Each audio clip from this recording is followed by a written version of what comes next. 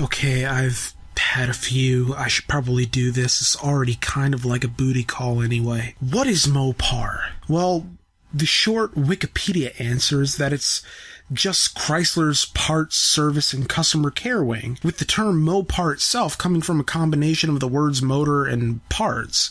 I mean, it doesn't have to be more complicated than that, does it? I mean, Dodge Ram?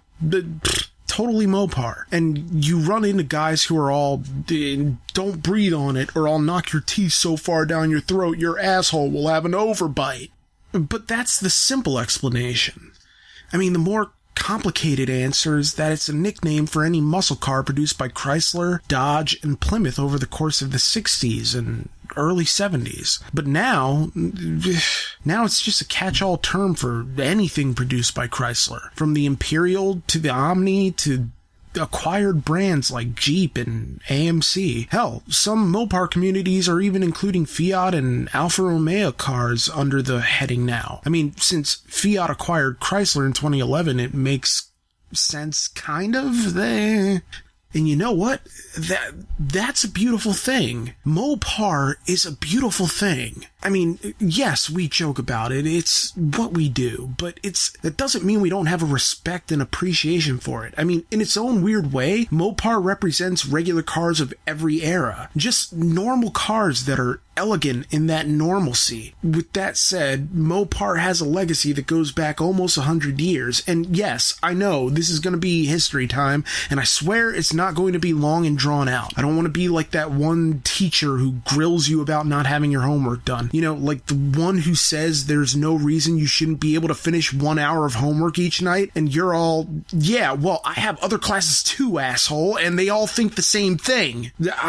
Anyway, history. Long story short, the term Mopar was born in the late 1920s, when Chrysler bought Dodge in 1928, and they needed a parts manufacturer and a supplier, so they formed the Chrysler Motor Parts Corporation in 1929 with the Mopar name essentially referencing the parts that they manufactured. And although Mopar became an actual brand in 1937, it wasn't until the muscle car majesty of the 1960s that the term sort of took on this new meaning. In particular, the 1968 Dodge Charger is a Genesis car, a starting point for everything that Mopar would come to represent, with its classic muscle style and quivering performance. It was a cult of personality all by itself, the type of car that had post-war dads looking for car shows in their area because people need to see this, honey. You don't understand. But the Charger was a part of a larger movement towards American performance cars,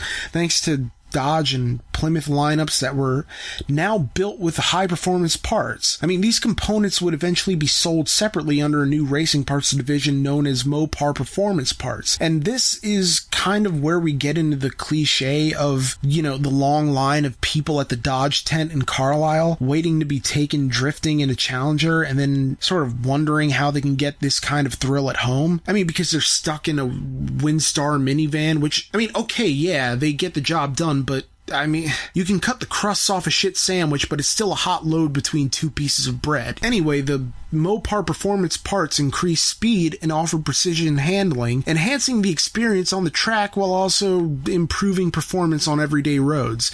Like, basically, you could have your cake and eat it too, except the cake was really a beer, and instead of one beer, it was a keg. I mean, Mopar inspires excess, and while excess has its place, it's not so fun once you get pulled over for speeding. I mean, I'll tell you right now, Mopar is what keeps the roads paved in your town, because Challengers alone probably rack up more tickets around here than a middle-aged housewife trying to increase her Powerball odds. I'm a man's man! If my car were a dick, it'd be 4 dicks! Ultimately, a religion formed around the practice of modding and tinkering and testing. I mean, superstock drag racers had a field day. Muscle car enthusiasts had unprotected sex with their wives and mistresses and gave birth to a bushel of crotch fruit that would one day drive Chevy Citations and penetrate their prom dates with a single, aimless finger. Those poor girls, acquiring a rock-bottom experience to compare the rest of their sexual history against. I mean, that's what it was. Mopar is love. Mopar is life. It's Mopar or no car! It's like that 1985 Plymouth Horizon we found. I mean, I shit a brick. A solid, fully formed, kiln-fired brick. And I don't give a hot, creamy shit about what anyone thinks about our attraction to that car. That shit was majestic. And I'll tell you something else. There isn't enough gold-pressed latinum in the world to make me think that car wasn't beautiful, because Mopar is legit as a mother. Anyway, in time, the Chrysler Motor Parts Corporation evolved into the Chrysler Group's Global Service and Parts Division, which covers all Chrysler, Jeep, and Dodge brand cars worldwide. And in conjunction with Mopar enthusiasts, they perform a vital service. Because, I mean, this is how cars like the Plymouth Duster, the Superbird, and the Roadrunner remain in the conversation. The Dodge Omni, the Chrysler LeBaron, like all of it. It's thanks to the enthusiast communities that Mopar is birthed. Mopar started out as a very specific term, but it became all-inclusive. And really, that's what every community should be, shouldn't it?